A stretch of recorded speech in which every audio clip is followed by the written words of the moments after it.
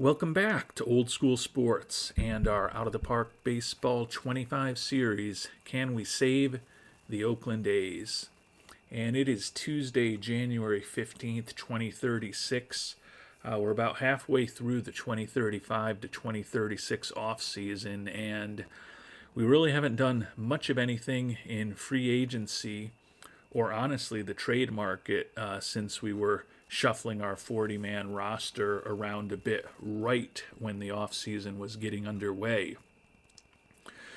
But I think that will potentially change in this episode. We noted towards the end of the last episode that we had gotten a trade proposal from the Detroit Tigers about a week ago, offering us the two-time All-Star Sergio Campos, former second overall pick actually, out of Colorado Mesa University, for Kevin Patterson, a 26-year-old pitcher who we have signed to a pretty good contract, and a guy that we happened to also pick up in trade just about 6 months ago. I don't think Patterson for Campos straight up is a trade that I want to make.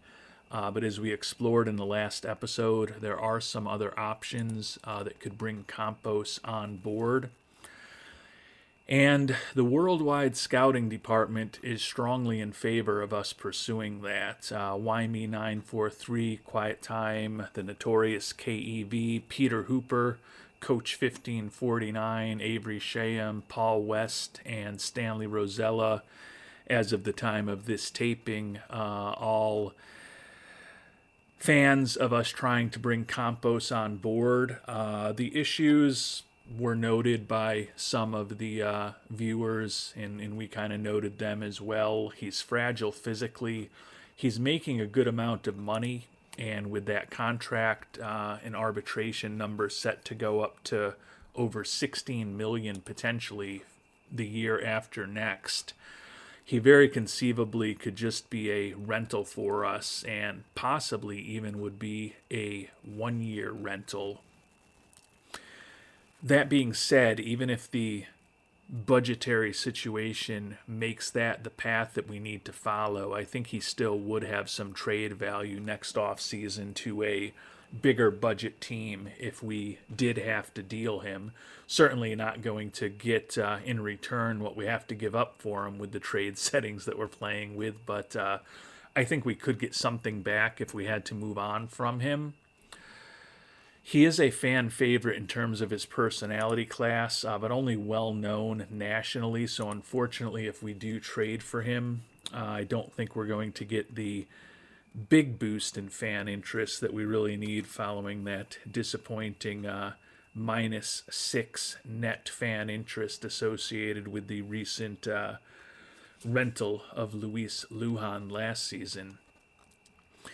And I do ultimately agree with the assessment of the viewers that given that targeting starting pitching has been our goal for this offseason, I think it makes sense to try to get a deal with Campos, or more accurately with Detroit, to send Campos to us done. Avery Shayam brought up the point that with the gap between his current and potential movement, Campos would have been a great guy to get in the development lab. Totally agree with that.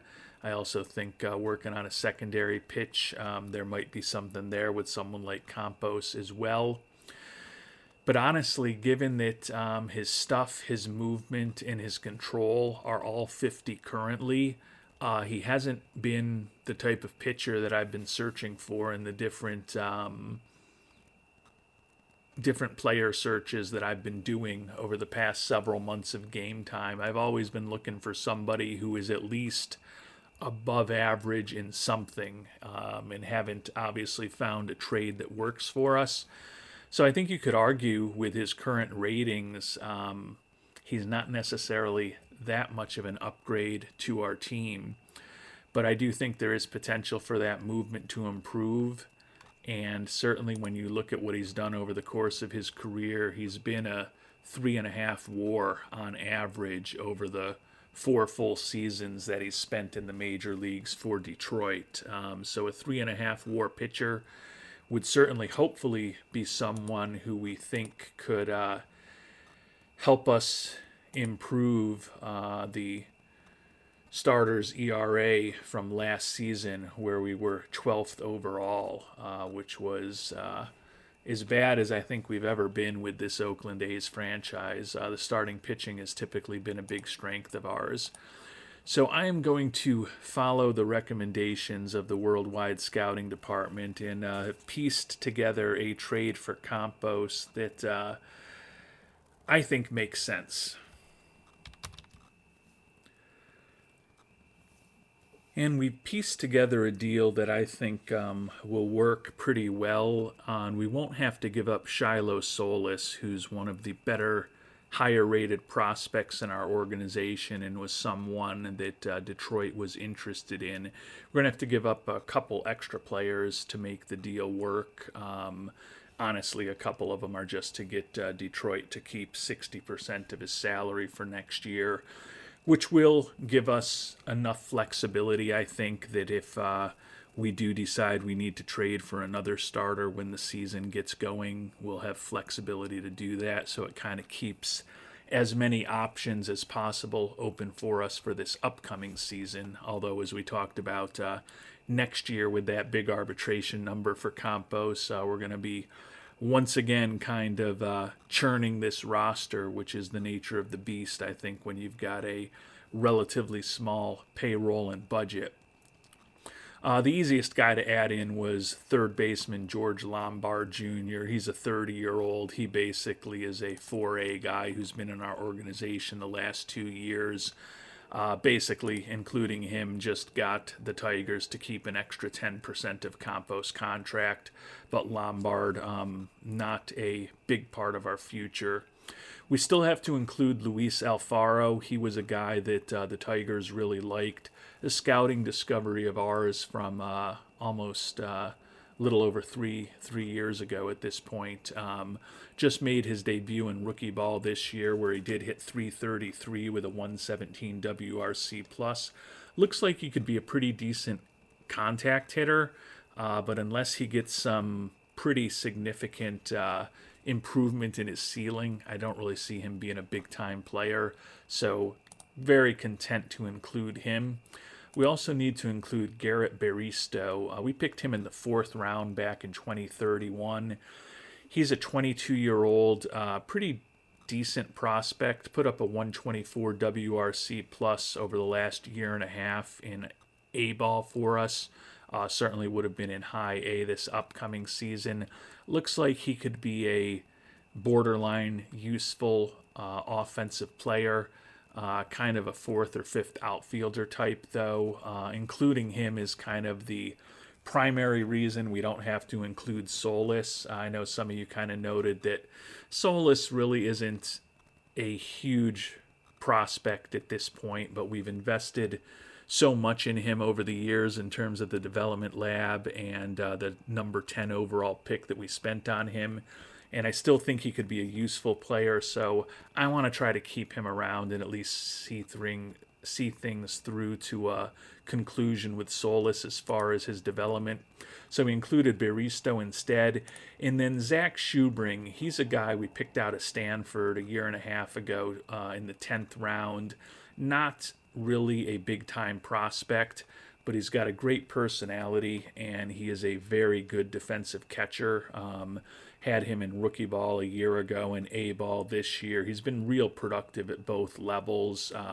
With that defense especially, I think he's an asset to helping develop some of our young pitchers. So I don't love giving him up, but we have to be fair. He's a guy who's going to be 24 years old in May, and he hasn't played above high A-ball. I don't view him as a big-time major league prospect. The defense is fine. The personality is good. I just don't really think he's going to be a major league hitter. So is certainly a very useful kind of guy to have around the organization.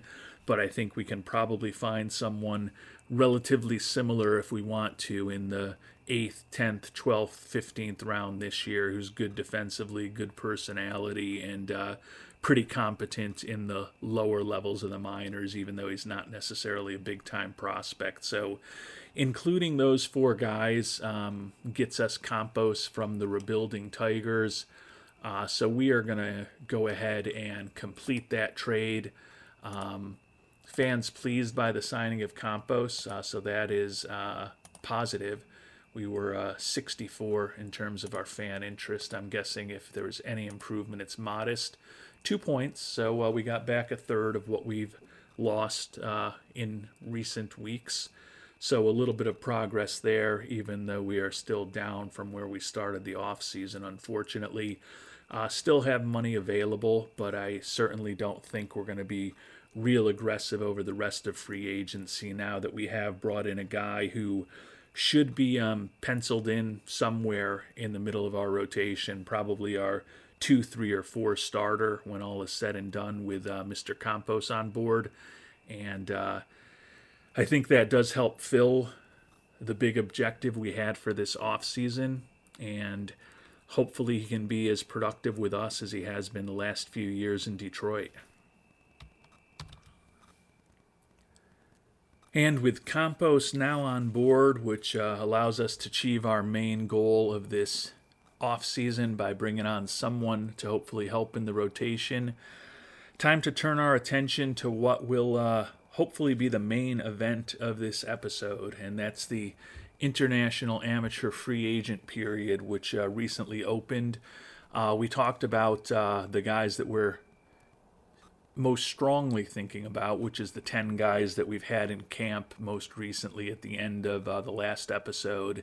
And I've spent some time offline reviewing some other players and really going to focus on the guys who we've had in camp. That's who we're going to end up making an offer to. Luis Picon, starting pitcher prospect, we talked about last episode. He was not really endorsed enthusiastically by any member of the worldwide scouting department, and I get it.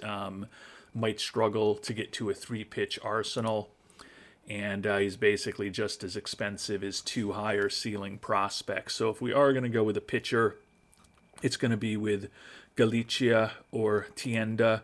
Jorge Galicia, I think, is probably the top prospect of these two, although they're very close. Peter Hooper liked Galicia. Coach 1549 had Galicia at the top of his list.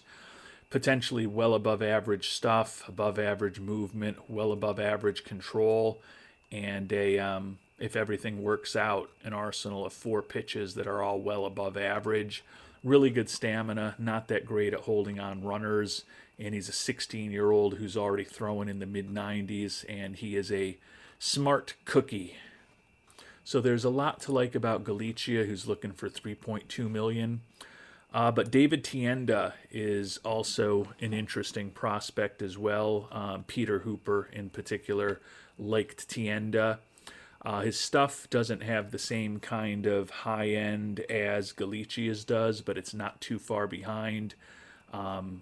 Tienda's control is potentially a little better. Also has a potential 4-pitch arsenal, although his 4th pitch potentially is not quite as good as some of Galicia's. Interestingly, they're both 30, 40, 30 in terms of their current stuff, movement, and control. So they've got a similar amount of development that needs to happen. Tienda, not quite the same type of stamina, also not great at holding on runners. Doesn't throw quite as hard, just in the low 90s at this point. But the personality for Tienda is a little bit stronger with the high adaptability and work ethic, low financial ambition. As I said, I like them both. I think I agree that Galicia is the top choice if we were just going to go to one player. But Tienda, as we talked about in the last episode, and as several of you, as we'll be talking about, highlighted in your scouting reports to us with his $2.4 million ask, is a guy that could potentially be bundled in with another player that we really like.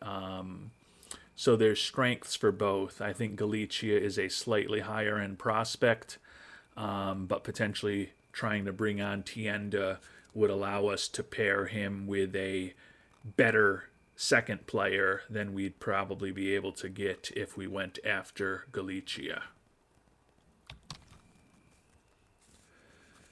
So turning to the batters, Juan Romero was a secondary choice of coach 1549.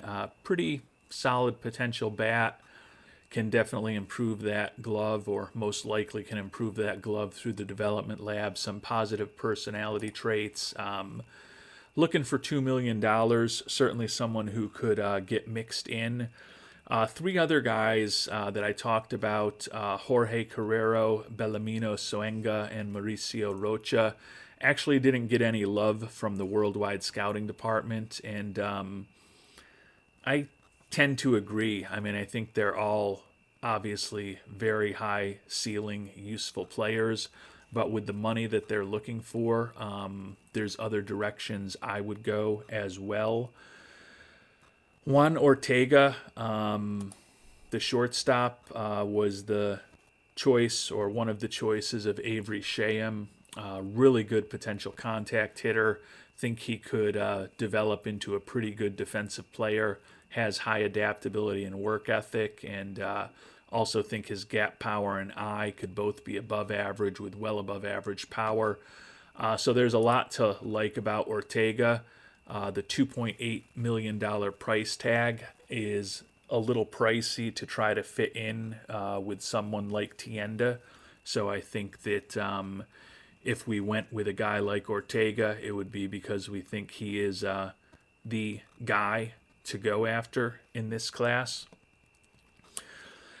There's a couple other interesting guys as well who were also popular with the Worldwide Scouting Department.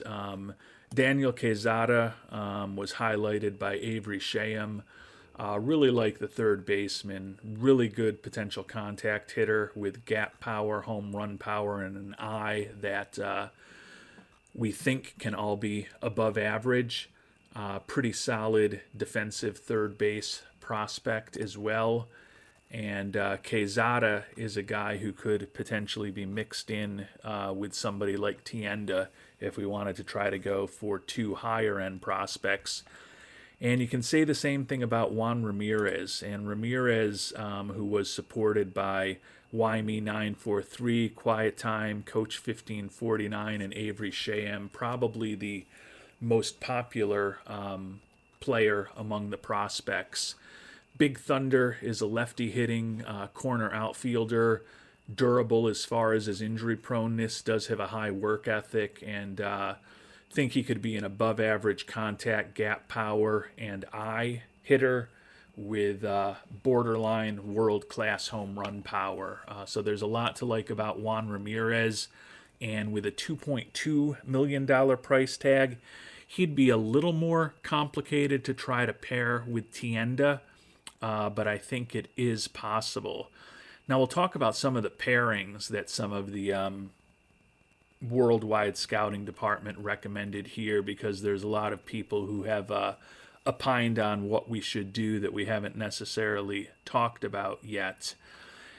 And one combination that was brought up that was interesting, I had been talking about a pitcher/position player combination in the last episode, but Quiet Time brought up, hey, why don't you go after Daniel Quezada and Juan Ramirez? They're looking for $4.1 million combined with the $5.7 million budget that the A's have. Certainly realistic and reasonable to perhaps try to pair those two together. And although I'm generally more of a fan of pitching, and I know I am more willing to bring on very young pitchers than some of you who will remain nameless for the time being prefer to bring on board.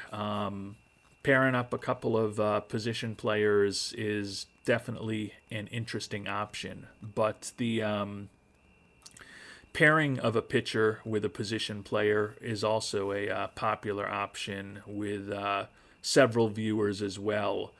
And the Tienda and Daniel Quezada pairing was favored by YME943 and Paul West.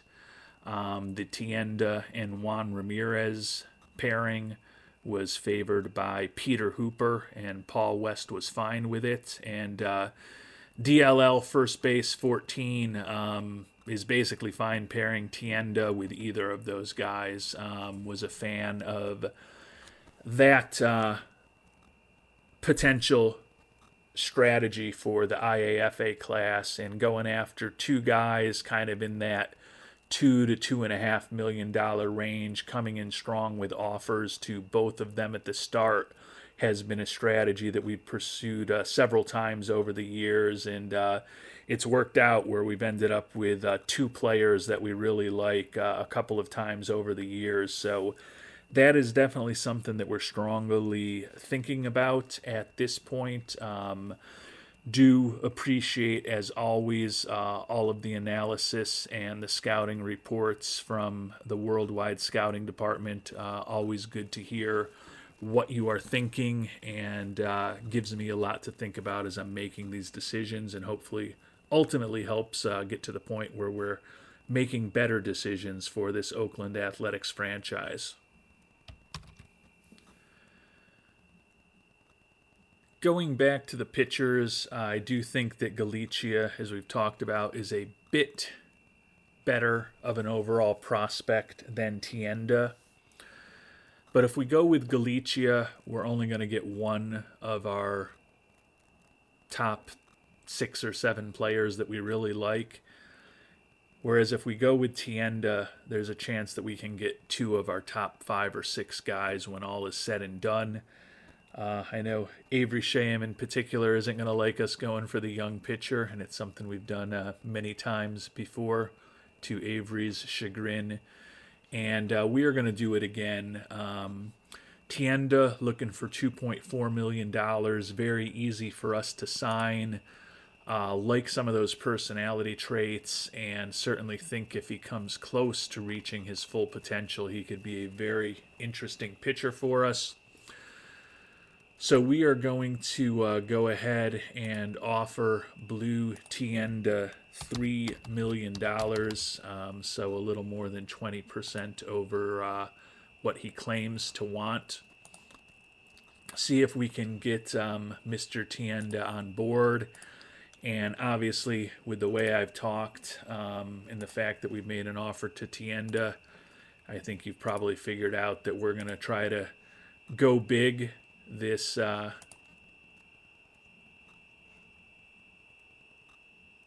IAFA period and bring on somebody who we think can really be a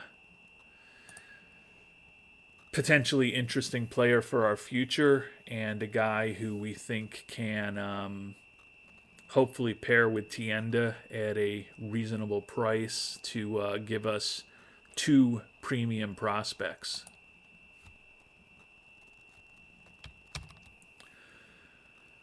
So with that as an introduction, I think the only question that we really need to think about is it going to be a Juan Romero looking for $2 million, a Juan Ramirez looking for $2.2 million, or Daniel Quezada looking for $1.9 million? And the position player who was most favored by the Worldwide Scouting Department is the one that we're going to go with.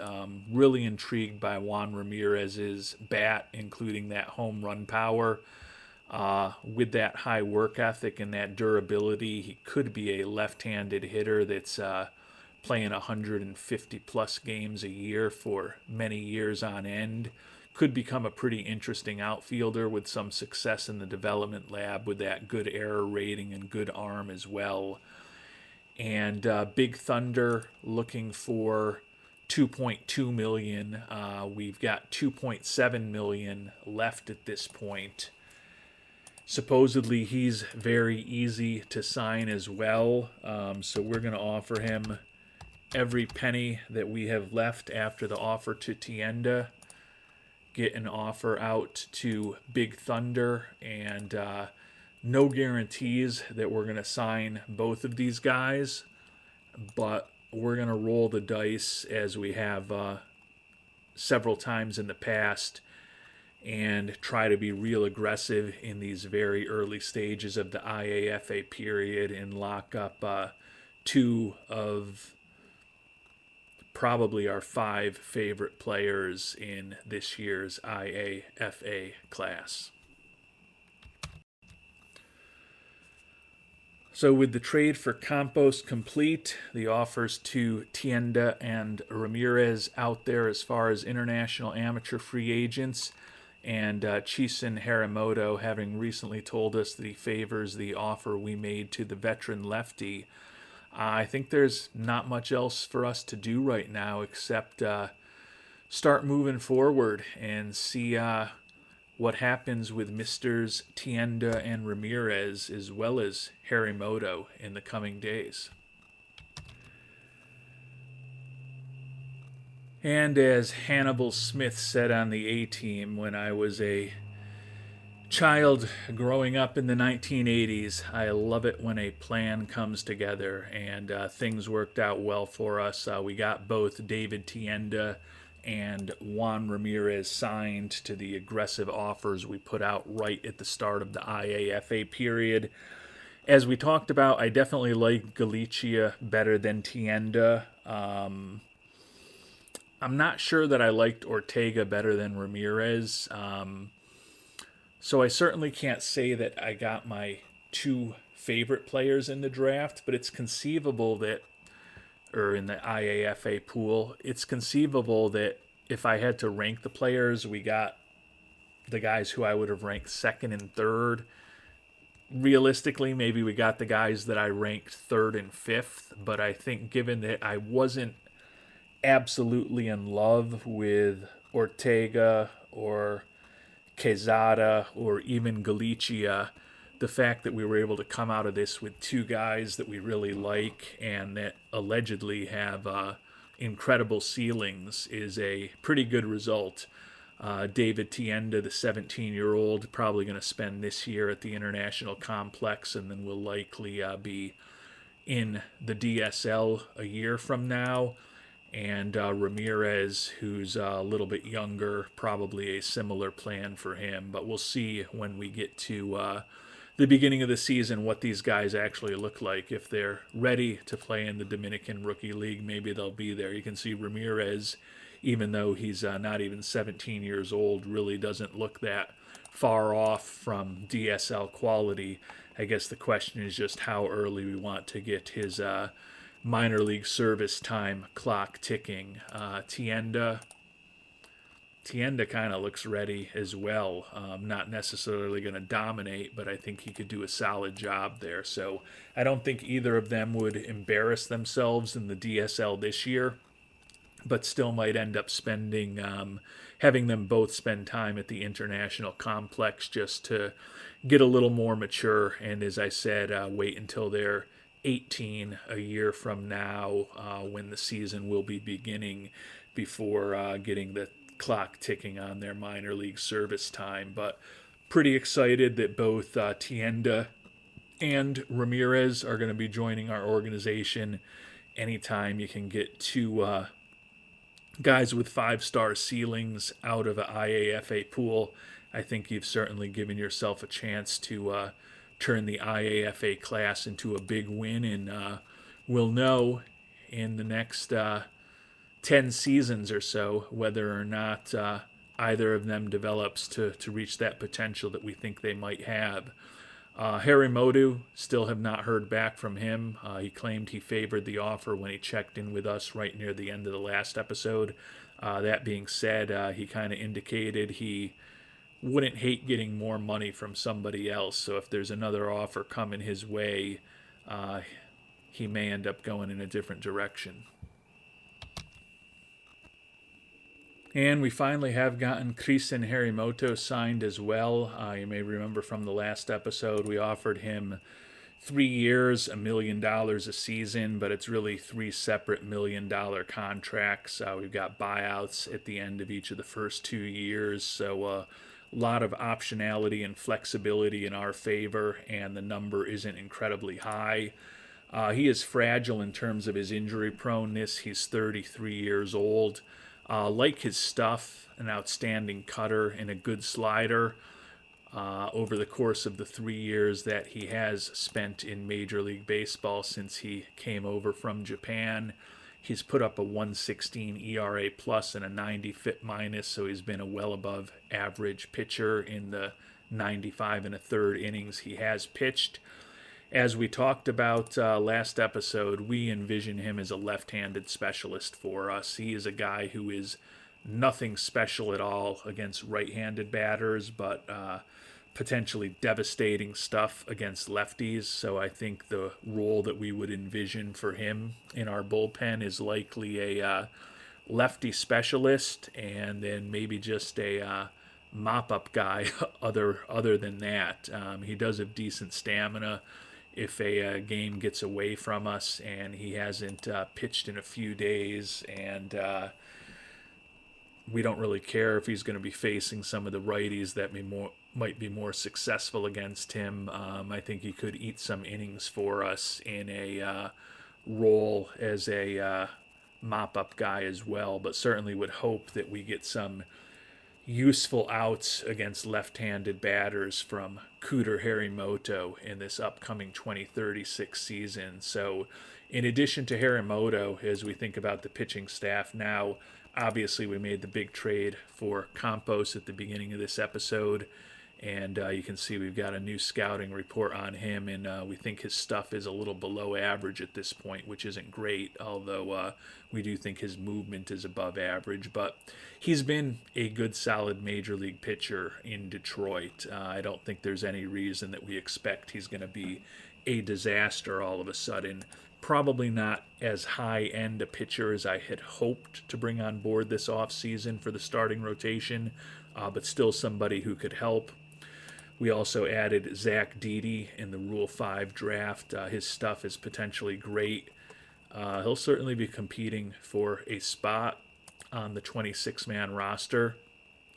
And we also made the trade right at the start of the offseason when we were kind of cleaning up our roster for Kamani O'Banner, who could start in a pinch, but probably, particularly with the addition of Campos and the fact that we're still hoping to be able to promote the youngster Doug Weiss to the majors next year, probably O'Banner will end up in a pretty important bullpen role for us when we actually figure out which 13 pitchers will be going north from Arizona with us as part of the 26-man roster in a few months.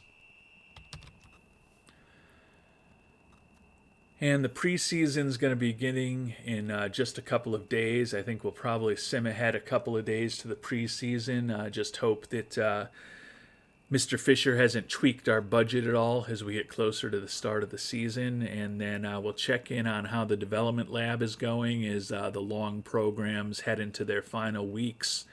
And then we'll finish up this episode. I haven't moved ahead all that far as the calendar, but with the additions of Campos and Harimoto to help the major league team this upcoming season, and the additions of Tienda and Ramirez to help our farm system and hopefully the major league team 5, 10, 15 years from now, feel like it's actually been a reasonably productive, albeit short, episode for us. And no changes to the budget from John Fisher. So as we sit here at the start of the preseason, ranked 29th in Major League Baseball in terms of the budget. That is progress, as we had been 30th in the first 12 years of this playthrough. So if we keep improving at this pace, we'll have the highest budget in baseball in about the year 2700. Player payroll, we're 27th right now, and with some of the money that we picked up in trades we made at the beginning of the offseason, still got some money to spend with good scouting, player development, and draft budgets to potentially keep in place when we get closer to the regular season. Before we finish up, I did promise that I'd check in on the development lab. 4 to 5 weeks away. Bobby Garland frustrated with his control program. Positively, Alejandro Landin is on track with his plate discipline program. Kevin Patterson on track with his secondary pitch improvement. A couple of major leaguers in Jake Ortega and Rodney Mesidor frustrated with their programs. Mike Curtis on track with the secondary pitch improvement that he is working on. Steve Allison, Dave Ackley, and Arturo Uresti, the top prospect in our organization, are all frustrated with their programs. Importantly, Doug Weiss, who we've talked about could be an important starting pitcher for us next year, is excelling with secondary pitch improvement. Shiloh Solis, who we kept rather than trading away for Campos, frustrated with his quality of contact program. Mayor Harmon excelling in plate discipline. Chuck Huntley on track to improve his control. Jesus Saldana frustrated. Greg Moreno is excelling in a plate discipline program, so that's a good result from the 20-year-old former third-round draft pick. I guess it's not a result yet, but a good potential result we could be heading for with Mr. Moreno. Wilson Pedraza and Luis Coronado, a couple of prospects doing more difficult hitting programs, are both frustrated. Omari Raphael on track with secondary pitch improvement as we try to salvage his career. Eric Wilcox frustrated with improving his control. And Gigolo O'Banner is excelling with his secondary pitch improvement program. So as we sit here 4 to 5 weeks away, looks like we could potentially have 9 successful or outstanding programs with 11 basically nothings. Positively, no one is having a total disaster of a program right now where it looks like they might have some regression. Still, a lot can change over the next 4 to 5 weeks, but seems like we are in line for some decent results in the development lab this year. And by the time we get to the beginning of spring training, we'll know a lot more about them. We haven't put Haramoto onto the 40-man roster yet. We do need to figure out a spot for him. Unfortunately, with the other moves we've made, we've got 40 guys on the 40-man right now, so we're going to have some interesting decisions to think about over the next few days. Probably we'll look to see if there's any one that isn't really a big part of our future that we can trade away for a little bit of value to try to open up a roster spot for Chisin Haramoto. But feel like it's been a pretty productive episode. Obviously looking forward to continuing moving towards the conclusion of this off season. Just a heads up, it's late Wednesday evening as I'm finishing up this episode. I'll be posting it early Thursday morning Eastern time in the United States. Probably will not be working on an episode at this time tomorrow evening, however, as my New York Jets will be facing off against the hated New England Patriots. Last year, the Jets handed Bill Belichick a loss and pushed him into retirement as a loser, even though I'm assuming that Belichick will probably find a job this upcoming offseason and probably end up doing very well wherever he does end up, and we won't be able to say that the Jets handed him the final loss of his Hall of Fame career.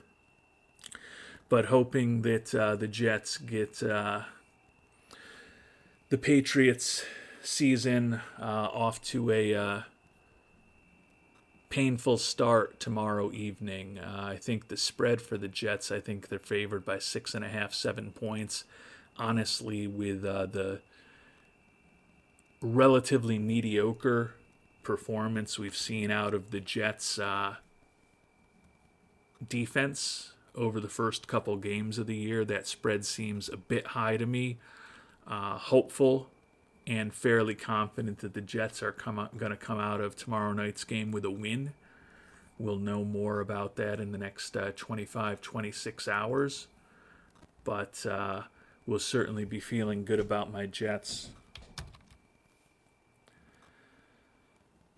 So hopefully the Jets will be 2-1 by the end of the Amazon game on Thursday night. But as the point I was trying to make when I started talking about the Jets, other than that I'm still very bitter against the New England Patriots, is that probably won't be seeing a new episode until late Friday or perhaps even Saturday morning from me, since although I will probably be playing around with the game and trying to figure out some trades during the Jets game tomorrow evening, won't actually be putting out an episode. So probably won't see me for a day and a half, 2 days until the next episode of the series.